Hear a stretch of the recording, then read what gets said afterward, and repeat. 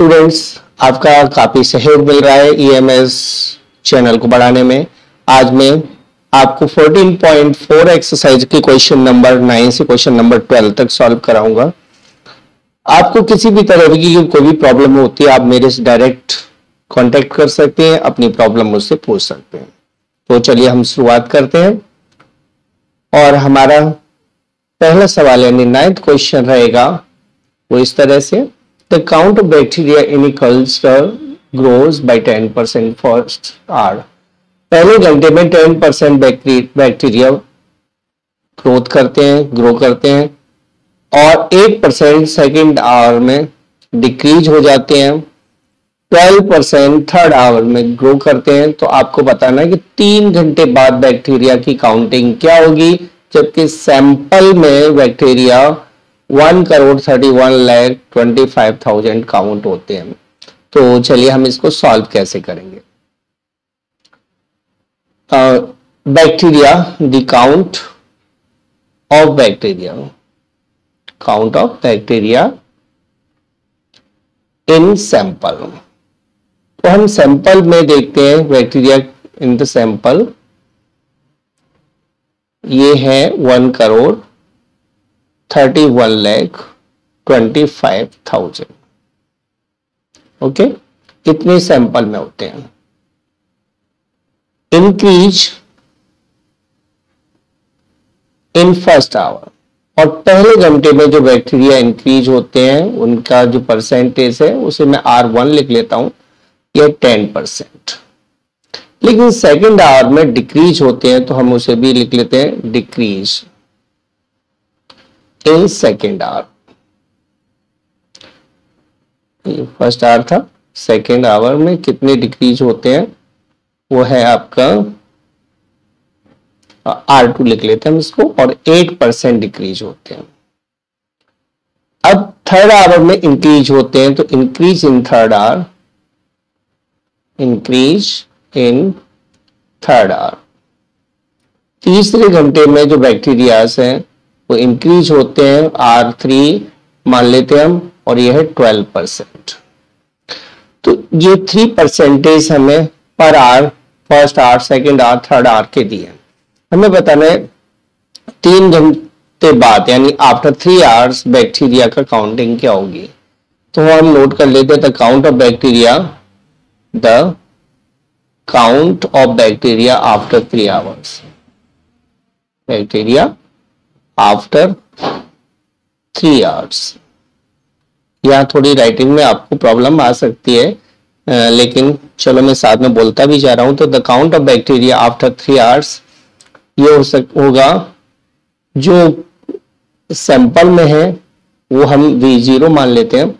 तो इसका फॉर्मूला बन जाएगा V0 यानी इनिशियल बैक्टीरिया 1 + R1/100, पहला परसेंटेज फर्स्ट आवर का, 1 - R2/100। इसको मैंने डिक्रीज इसलिए किया क्योंकि ये डिक्रीज होता है ना तो माइनस में रेट चला जाता है, इंक्रीज होता है तो प्लस में रेट काउंट होगा। तो और थर्ड आवर के बाद 1 + R3/100, ये मैंने नोट कर दिया। V0 1,31,25,000 इंटू R1 यानी 10% फर्स्ट आवर में इंक्रीज हो रहा है, तो 1 + 10/100। सेकेंड आवर में 8% माइनस हो रहा है तो 1 - 8/100। थर्ड आवर में 12% ग्रोथ में है तो 1 + 12/100। ये मैंने नोट कर दिया। अब इसको सॉल्व कर लेते हैं। 1,31,25,000 मल्टीप्लाई, इसको देखिए इसको कैसे ऐड करते हैं। 100 × 100 + 10 110/100 इंटू 100 × 100 - 8 यानी 92/100 इंटू 100 × 100 + 12 112/100। अब जहां से कैंसिल हो रहा है, 1 0 से 1 0 मैंने यहाँ कैंसिल कर दी, 1 यहाँ कर देता हूं, 2 0 मैं यहाँ से कैंसिल कर देता हूं, आप देखिए क्या कैंसिल हो रहा है। चलिए मैं 25 से कैंसिल कर देता हूँ। 25 4 जा 100 होता है और 25 5 सा 125, 6 बचेगा। 125 131 में से माइनस करोगे 6, 62 हो जाएगा। 25 2 जा 50, 12 बचेगा तो 125 5 जा 525 हो जाएगा। इस 4 से मैं किसी भी नंबर को इसको कैंसिल कर देता हूं। चलो 4 2 जा 8, 4 3 जा 12, तो 11 इंटू 23 इंटू 112 इंटू 525 इन सभी का मल्टीप्लीकेशन हो जाएगा। ये मैंने पहले से ही करके रखा हुआ है, आप करके देख लेना। तो इसको ये हो जाएगा 14876400000 और ये आफ्टर 3 आवर्स बैक्टीरिया की काउंटिंग हो जाएगी। ये क्वेश्चन आपको समझ में आ गया होगा कि हमें कैसे आफ्टर 3 आवर बैक्टीरिया की नंबरिंग काउंटिंग फाइंड करनी थी। अगले क्वेश्चन पर आता है क्वेश्चन नंबर 10।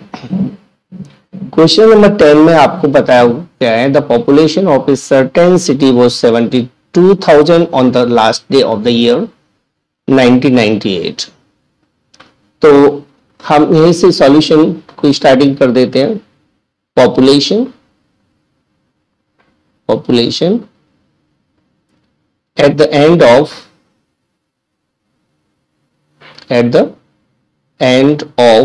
1998, तो 1998 के एंड में जो पॉपुलेशन थी वो 72,000 और डिक्रीज या इंक्रीज हो रहा है कितना, कौन से ईयर में हो रहा है वो हम देख लेते हैं। इंक्रीज इन पॉपुलेशन डिक्रीज है ना पहले, हाँ increase during the next first year में, हाँ यहाँ लिखा हुआ है last on the population of city 70 और last day of the during next it increase 7%। तो इंक्रीज इन नेक्स्ट ईयर, तो अगले साल में जो इंक्रीज हो रही है वो 7% हो रही है। But due to epidemic it decrease by 10% in the following year. तो डिक्रीज इन फॉलोइंग ईयर, तो अगले साल में यानी जो कंटिन्यू ईयर है 2000, तो उसमें डिक्रीज हो गई, कितनी डिक्रीज हो गई 10%। तो what was the population at the end of 2000? तो population at the end of 2000, तो 2000 के एंड में जो पॉपुलेशन होगी वो हो जाएगी प्रेजेंट पॉपुलेशन यानी पॉपुलेशन इन 1998, उसे P0 मान लेते हैं हम। 1 प्लस फर्स्ट ईयर इंक्रीज हुई है 7% में R1/100 लिख लेता हूं। सेकेंड ईयर में डिक्रीज हुई है तो 1 माइनस R2/100 10% डिक्रीज हुई है। तो कंटिन्यू हम इसका परसेंटेज पर कैलकुलेशन करते जाते हैं। फर्स्ट ईयर का फर्स्ट जो कैलकुलेशन है, सेकेंड ईयर का सेकेंड कैलकुलेशन, इस तरह से हम नोट करते जाते हैं। तो इनिशियल जो पॉपुलेशन है वो 72,000, 1 प्लस 7% पहले इंक्रीज हुई है 7%, और सेकेंड 10% डिक्रीज हुई है 10%, यानी 10/100 माइनस में आ जाएगा। 72,000 मल्टीप्लाई, ये हो जाएगा 100 बन जाए 100 प्लस 7 107/100 इंटू 100 बन जाए 100 माइनस 10 यानी 90/100। कैंसिल कर लेते हैं, जो कैंसिल हो रहा है यहाँ 3 जीरोज कैंसिल हो जाएंगे। यहाँ पर हमारे पास बचा 72 मल्टीप्लाई 107 मल्टीप्लाई 9, इन सभी का मल्टीप्लाई होगा, तीनों का multiply 69336। So the population at the end of 2000, at the end of 2000, it will be 69,336। तो तो ये आपका क्वेश्चन सॉल्व हो जाता है। इसी के साथ आते हैं हम अगले क्वेश्चन पर, क्वेश्चन नंबर 11। क्वेश्चन नंबर 11 में आपको पूछा गया है कि किसी काम के लिए 6400 वर्कर्स को रिवर कवरेज कंस्ट्रक्शन करने के लिए लगाया गया। Eight the end of the first year, पहली साल के एंड में 25 वर्कर्स रिट्रेंच्ड कम कर दिए गए थे, 25% हटा दिए गए थे, और सेकेंड ईयर के एंड में भी 25% हटा दिए गए, और वर्क को कंप्लीट करने के लिए थर्ड ईयर में यानी 25% बढ़ा दिए गए। तो बताना है तो फोर्थ ईयर में कितने वर्कर्स काम कर रहे थे। तो सॉल्व करेंगे हम। Workers in starting, workers in beginning, तो शुरुआत में वर्कर्स कितने थे? यह है 6400। Okay, eight the end of first year, eight the end of first year workers retrenched, कितने वर्कर रिट्रेंच्ड कर दिए गए? 25%। इसे हम R1 मान लेते हैं। At the end of second year worker retrenched, तो सेकेंड ईयर के एंड में कितने वर्कर हटा दिए गए? इसको रेट सेकेंड मान लेते हैं। 25% फिर से हटा दिए गए। Eight the end of third year workers increased, बढ़ाए गए। कितने बढ़ाए गए? यह 25%। इसको हम R3 मान लेते हैं। So number of workers during fourth year,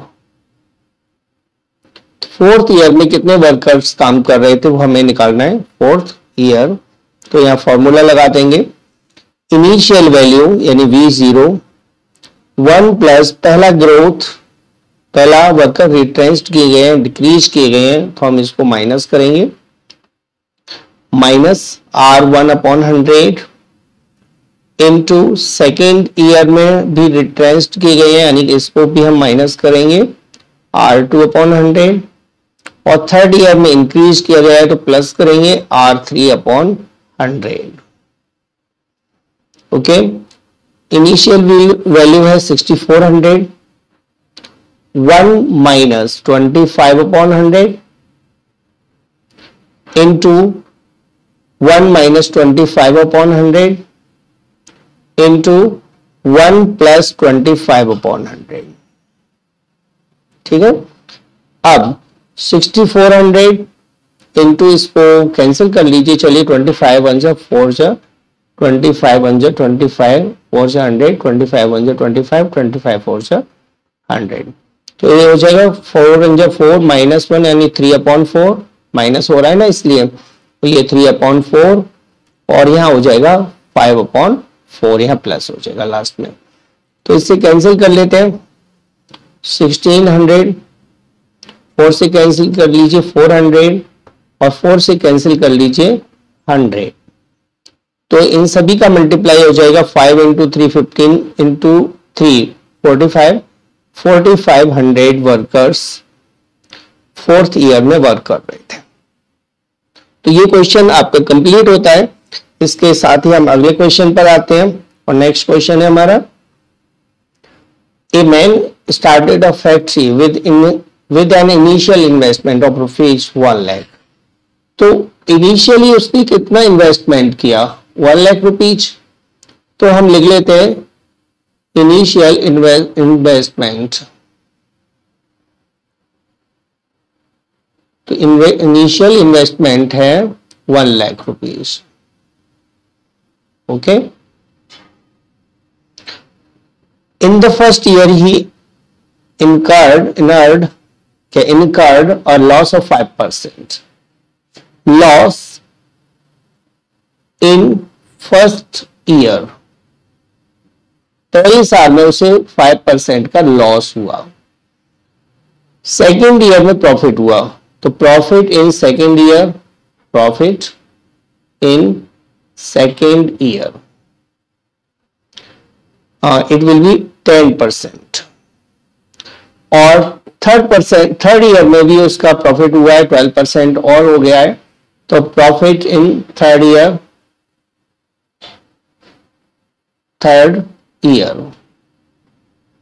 ये हो जाएगा 12%. अब हमें निकालना है calculate his net profit for the entire period of 3 years. तो investment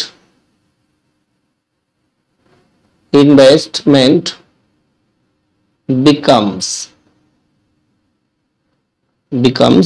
at the end of 3 years. 3 साल के बाद उसकी जो इन्वेस्टमेंट वैल्यू है वो हो जाएगी V01 minus R1 upon 100, 1 plus R2 upon 100 and 1